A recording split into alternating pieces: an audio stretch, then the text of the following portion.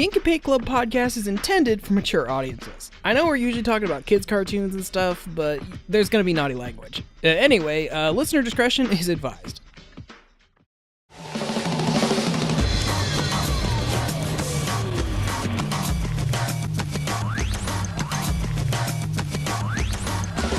You're listening to the Ink and Paint Club podcast, your weekly home for animation reviews and discussions. Alrighty, everybody, welcome to the Ink and Paint Club podcast for this week. I'm your host, JD, and with me is one of my oldest friends, and someone who hasn't been on this show in, Jesus, I think like in over a year. So everybody, welcome Chris back to the show. Hi! I think Chris, this is my first standard episode. Yeah, because I think the only other episode you've been on was the one where we played Cards Against Humanity before my wedding. And the creepypasta. Oh, that's right, you did one of those. I forgot about that. Yeah. So, Chris is one of the few people I know that actually keeps up with all of the Disney XD Marvel shows that are going on right now, last couple of years. And one just premiered the other day that I actually thought was kind of interesting, so I figured we'd talk about it. So this week we're going to be talking about Marvel Rising, I guess Initiation is this first premiere thing. Basically the whole premise of this, at least so far that we understand, is centers around mostly female Marvel heroes, like younger female Marvel heroes, because you've got Squirrel Girl, you've got the new Miss Marvel, Spider-Gwen, who has been renamed Ghost Spider now. I like that. I like that they gave her own name and not just Spider-Woman. Yeah, I wasn't too jazzed on the name Ghost Spider, because it's like, I'm just so used to Spider-Gwen, but it's like, as a hero name, I guess Spider-Gwen doesn't really work, so yeah. I'm fine with Ghost Spider. Then you've got Quake, who is, if anyone's familiar with the Agents of S.H.I.E.L.D. show, it's the same character from that show, played by the same actress, even.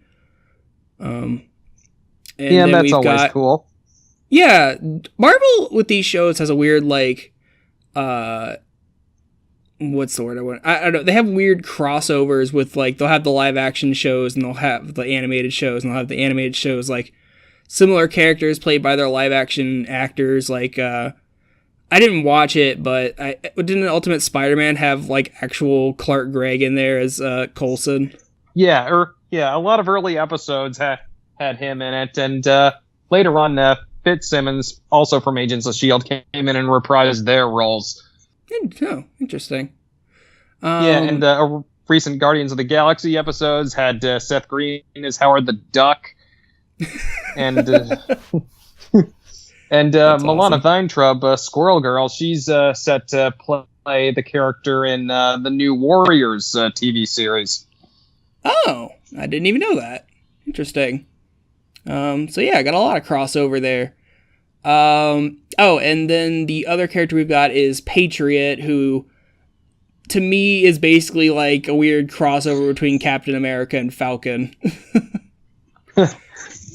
Which is weird, because Patriot's been around since before Sam Wilson got his tenure as Captain America. Mm-hmm. He was actually the leader of the Young Avengers, from what I know. I don't actually know too much about the team. I just know that the character exists, and that that his grandpappy actually had spent some time as Captain America before Steve Rogers came back and was unfrozen. Huh, interesting. So this show is basically going to center around these younger heroes, and I'm assuming they're going to eventually form their own little team. But this first episode, which I don't know how you feel about these, Chris, but they split this, what would have been like a regular 22 minute episode, but they split it up into like 6 mini parts, and I watched it on YouTube when they uploaded it, but I assume Same here. Played it in between commercials. Yeah, something like that. You were telling me that this isn't the first time they've done that. Yeah, Spider-Man did the same thing when they started their new show, and it kind of worked pretty well. And if you'll remember Earth's Mightiest Heroes, they did that huge. They broke up the first 5 episodes into these little mini-sodes. I do remember that now. Yeah, that's right. Yeah, Earth's Mightiest Heroes. Like the first 5 episodes are just like origin episodes, but they split them up into little bits before they compiled them and when they put them like on Netflix or something. But so yeah, this isn't uncommon for Disney to do with the Marvel shows, but it was a little kind of annoying just this one time where I was trying to watch this episode, and it obviously where they broke were didn't need to be breaks, or where the commercial breaks would have been. So I'm sure this will be re-aired in a full episode at some point in the future, but for the moment you have to watch it in like 6 different parts. Anyway, this first episode centers around mostly Ghost Spider, but everyone gets a little bit of airtime. But there is a mystery going around basically saying that Ghost Spider got a kid killed. And so the NYPD is after her, and they can't catch her, so they call in Quake and Patriot to get her. And then Squirrel Girl and Miss Marvel just happen to be out doing their first superhero team up, and they just kind of run into Ghost Spider, and they try to take her on, and just everyone kind of gets involved until the episode kind of ends, and you're left to wonder like what's going to happen next. So Chris, since you're more of a fan of these Disney Marvel cartoons, what did you think of this? Well, I thought the animation was pretty good for starters. Like, I think they put just a little more effort into the fluidity of it, especially in those first 2 parts. Mm-hmm. Yeah, I definitely agree. I think the animation here looks a lot better than the other Marvel shows that I've never really watched them, but like I just couldn't see myself getting into like the Guardians of the Galaxy or the Avengers show or the Hulk show. I just didn't really care for like the weird homogenized style they were going for, and it seemed to really kind of stiff. But yeah, this one has a kind of a nice style to it, and I think you're right that the animation looks a little nicer. It's a little smoothed out. I thought Patriot's design was pretty cool. I haven't seen that look for him in any comics, so at least not that I know of. But it's a pretty cool look, and he's got this shield that turns into a glider. Right. Yeah, that's the. I was half expecting when he pulled the shield out and like made it split apart into like a flying thing. I thought he was gonna put it on his back like Falcon, but it ends up like riding it around like Goblin does. So yeah, that was pretty damn cool. It is. I think like getting this kind of young Captain America in there, but still giving him his own kind of style was kind of nice. Quake doesn't have too much of a costume. She's just kind of like, I work for S.H.I.E.L.D. and I wear a jacket. Yeah, that's kind of standard S.H.I.E.L.D. uniform. Right. She's got kind of a similar outfit on the live action show. Mm-hmm. But Ghost Spider, Squirrel Girl, and Miss Marvel, they're pretty much all got the same outfits as they do in the comics. I do want to just like one of the highlights for me. I love the interaction between Miss Marvel and Squirrel Girl. Just how Squirrel Girl is just so excited to be doing a team up, and Miss Marvel's a little more grounded and stuff, but she's like equally excited.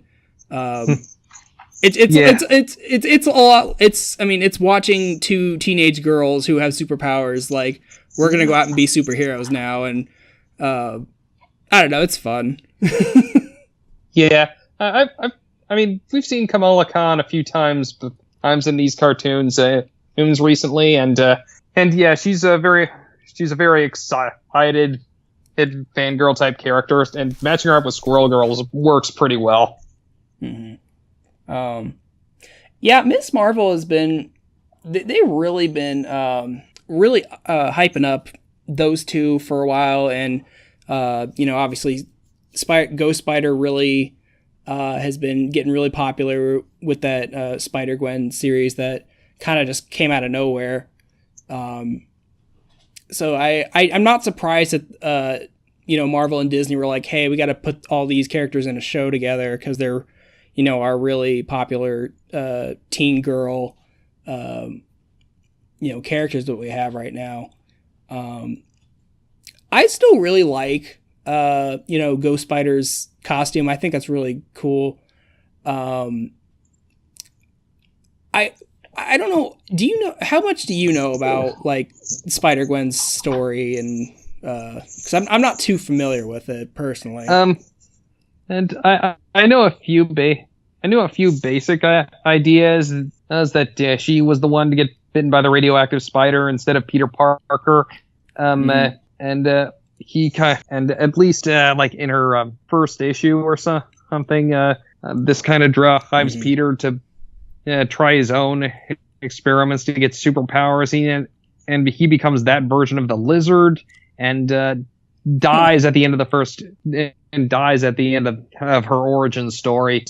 And I think that Gwen's friend Kevin here is kind of taking that role as the person that the authorities think that she killed. Yeah, there's a lot of things in this that are really expecting you to already know what it is, because they just kind of throw you right into this story. And the whole thing with Kevin and this thing called the Terrigen wave, I had no idea what the fuck that was. That's what creates Inhumans. If you've got some, if it's in your genetics already, hey, when the Terrigen mists show up, you get encased in rock or something, and if you got the right genes, you'll emerge from it with superpowers. Yeah, because I know Marvel's really been trying to hype up the Inhumans lately, because they're trying to kind of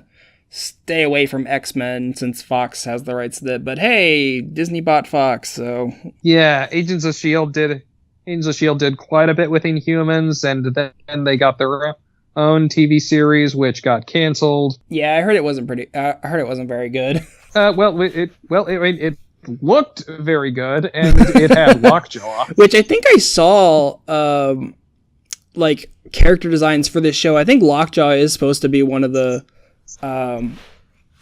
characters that's going to be showing up and being on the team or something. Yeah, Lockjaw was the best thing about that live action series. Just this giant teleporting dog. So I mean, you got Spider-Gwen in here, and she had her best friend Kevin, who got hit by the mist and gained, I think, ice powers is what he had. I couldn't tell if they were like crystals or ice. Yeah. I assumed it was ice.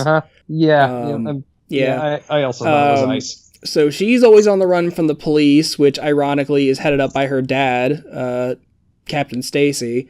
Which I think that the first time they showed him talking to Patriot and Quake, I didn't know that was Captain Stacy, because I don't think they named him. I didn't know that was him until they rolled up in the car with Spider-Gwen in the back, and she's like, "Oh shit, that's my dad." Yeah, I think it actually was mentioned earlier, but you wouldn't really recognize him. Kevin Stacy typically looks older. He looked pretty young, which is what kind of threw me off. Captain Stacy's usually this kind of older gentleman, but so there's this whole trying to hide her secret identity from her dad, which kind of reminds me of how Batgirl's relationship is with her dad, a little bit. But she also is in a band with Mary Jane and oh shit, what's her name? I think Glory is her name. Yeah, that's another thing from the Spider-Gwen comics. Okay, yeah. I wasn't sure if that was something that had been pre-established, that they had a band, but that was kind of funny that they just have this garage band and Mary Jane's just their their lead singer and stuff. In fact, that's the name of the group, the Mary Janes. Oh my god. And Peter is nowhere to be seen so far, if he'll show up at all. This might just be a universe about him. Although I think that's I think that's another reason they use the Kevin character just to play it safe in case they want to use Peter Parker. Yeah. And that kind of leads me to a question is, since you're more familiar with these shows, this show is in its own, like, continuity. It's not, like, linked up with all the other shows, right? Right, yeah. I mean, because, in fact, the link is, like, kind of confusing now. Because, back when it was just Ultimate Spider-Man, Avengers Assemble, Hulk and the Agents of Smash, it was kind of easy to like, I could at least assume that these things all shared a universe. Mm-hmm. But then things got a little more complicated once Ultimate Spider-Man ended, Guardians of the Galaxy got going, and then the new Spider-Man show started. But now I guess they just treat it like they're in continuity with whatever's on the air at the time. Because now I hear the current Spider-Man show, like their version of Spidey's going to show up in the next season of Avengers Assemble, and it's even though Ultimate Spider-Man already appeared on that show. Right. Marvel, what are you doing with your continuity? Jeez. So yeah, I mean, there's not too much to this first episode. A lot of it is a chase scene between, like, Patriot is trying to hunt down Ghost Spider, and Ghost Spider gets away, and then she runs into Squirrel Girl and Miss Marvel, and I think their fight is probably my favorite part of it, just because you really get to see like Squirrel Girl really showing off her very odd powers, and then they do a lot of interesting things with Miss Marvel using her stretching powers. Yeah. In the comics, Squirrel Girl has a very impressive track record when it comes to defeating people. She's the unbeatable Squirrel Girl. She beats everybody with an army of squirrels. I did think it was kind of funny where it's like Gwen's trying to get away, and Squirrel Girl's little sidekick just keeps jumping on the walls and like eating her webs off as she keeps falling down. Yeah, it was funny. I did think the joke went on a little too long because it just kept going. But just having that little gag in there, I thought was really funny and kind of a good way to show off Squirrel Girl's abilities, I guess. Mm-hmm. I'm not sure how I felt about where Squirrel Girl goes all like, this isn't working, we need to start fighting anime style. And I'm like, that just feels like, oh, this is written by people who are adults and are trying to relate to the children. Yeah. Kids like the anime, right? Do, fellow kids. Exactly. So it's like, yeah, we're gonna win this fight because we're gonna start yelling out our attack names, and it's like, okay, that's I'm not sure if that would make it better, but if you think so, go ahead. But so I'm interested to see how this show goes. Like I said, I've not really been too interested in the shows that Disney and Marvel have been putting out so far, but I like where this is going. I mean, I think it's kind of nice that they're taking some of the young female superheroes and giving them their own show, and like characters you wouldn't think would get their own show. Like who's gonna put Squirrel Girl in their own show, put her right up front like that. But yeah, I think this is personally, I think this is a good first step. What do you think, Chris? Yeah, I'd definitely like to see where it goes. I think the first episode just kind of like ended a little abruptly. Yeah. But yeah, I'm looking forward to seeing how this develops. See if they can clear Ghost Spider's name, and what else happens. See Squirrel Girl and Miss Marvel do their weird superhero team ups, I guess. Yeah. Will the Mary Janes make it as a band? All that stuff. So yeah, if you want to watch this, I think I'm not sure which one of Marvel's. I think it's Marvel HQ has it up on their YouTube page. If you want to go and watch it. Like I said, it's a regular 22-minute episode. It's just split up into a couple different parts. So, but I think there's a playlist for it. You can just have them run one right after another. Can't talk tonight. Yeah, that's what I managed to find. Yeah, so that's nice that they did that just kind of for ease of convenience. But this is going to be on Disney XD. I'm not sure if they said when the next episode is going to air. But I guess we'll have to just keep an eye out for it and see where it goes. I'm interested in a Marvel show for the first time in a long time. So good job, Marvel. So Chris, is there anything you want to say before we wrap this up today? Nope. But it's been fun talking to you. Yeah. I'll do it again sometime. Yeah, man. We'll totally get you on here more. I always need an extra hand reviewing stuff. So thank you for being on here, and your knowledge of these Marvel shows was a big help, because that's a bit of a gray area for me. But I guess that does it for us this week. Thank you everybody for listening. I apologize that our episodes keep coming out later every week, but hopefully we'll get back on schedule here at some point in the future. But until the next episode, we'll catch you all later. Thank you for listening to this episode of the Ink and Paint Club podcast. Be sure to subscribe to the channel so you can catch a new episode every week. Also be sure to follow us on our Facebook and Twitter so you can keep up with the show. Links are in the description. We'll see you next week.